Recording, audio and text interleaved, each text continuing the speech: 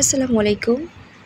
আমরা সচরাচর রেস্টুরেন্টে যে ফ্রাইড রাইস তো খাই, তো বাসায় বানানো ফ্রাইড রাইসও কিন্তু রেস্টুরেন্টের চেয়ে কম মজা হয় না। আর এরকম যদি শ্রিম্প দিয়ে ফ্রাইড রাইস করা যায় বাসায়, অনেক মজা হয়। বাসার জিনিসগুলো তো ফ্রেশ এবং টাটকা থাকে, তাই আমার কাছে মনে হয় বাসারগুলোই বেশি মজার। রেস্টুরেন্টেরটাও অনেক মজা লাগে, তার কারণ ওরা অনেক বেশি টেস্টিং সল্ট ব্যবহার করে। তো আমি ওখানে কিন্তু চালগুলো 80% সিদ্ধ করে ঝরাতে দিয়ে দিয়েছি এবং ভাতটাকে ভালো করে ঠান্ডা পানিতে ধুয়ে ঠান্ডা করতে দিয়েছি। আর প্রয়োজনীয় জিনিসগুলো তো নিয়েই নিয়েছি। একটা ডিমকে একটু ঝুরি ঝুরি করে ভেজে তুলে রেখে এবার চিংড়ি মাছগুলো দিয়ে দিচ্ছি। চিংড়ি মাছ কিন্তু খুব বেশি ভাজবো না, জাস্ট 1 মিনিট কালারটা একটু যখন পিঙ্কি পিঙ্কি একটা কালার চলে আসবে তখনই তুলে নিব, সামান্য একটু লবণ দিয়ে। ওভার কুক করলে চিংড়ি মাছের শক্ত হয়ে যাবে, জুসি ভাব নষ্ট হয়ে যাবে। কালারটা যখনই চেঞ্জ হয়ে গেছে তখনই আমি তুলে নিব। আর ফ্রাইড রাইস করতে রেস্টুরেন্টের টেস্টিং সল্ট ব্যবহার করবেই। টেস্টিং সল্টের বদলে বাসায় যদি আমরা আমাদের মতো করে করি, খেতে কিন্তু অনেক বেশি মজা লাগে। এখানে যে যার পছন্দ মতো ভেজিটেবল দিতে পারে। আমি একটু বেশি করে তেল দিয়ে নিলাম, যেহেতু অনেকগুলো রাইস।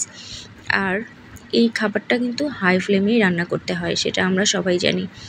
তেলের মধ্যে আমি 2 টেবিল চামচ বাটার দিয়ে রসুন কুচি দিয়ে দিলাম। বাটারের সাথে রসুন কুচির গন্ধটা যা দুর্দান্ত লাগে।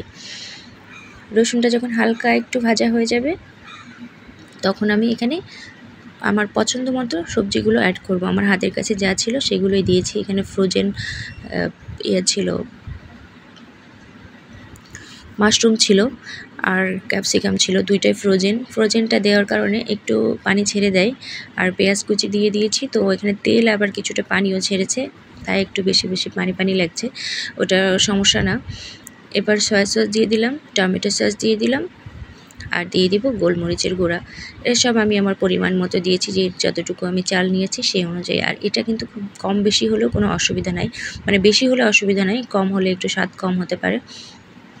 হালকা একটু নাড়াচাড়া করে সে চিংড়ি মাছের ডিমের ঝুরি ঝুরি ওগুলো দিয়ে একটু নেড়ে নিচ্ছি।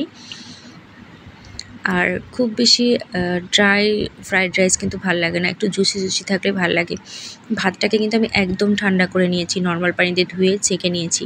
সবচেয়ে ভালো হয় যে ভাতটা আগের দিন রান্না করে ফ্রিজে রেখে দিলে, ফ্রিজে রাখার থেকে বের করে করলে ফ্রাইড রাইসটা বেশি টেস্টি হয়। কাঁচামরিচগুলো দিয়ে দিচ্ছি স্বাদ মতো।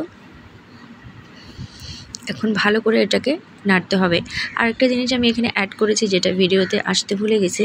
টেস্টের ব্যালেন্স করার জন্য আমি সুগার অ্যাড করেছি, যেটা টেস্টিং সল্টের কাজ করবে।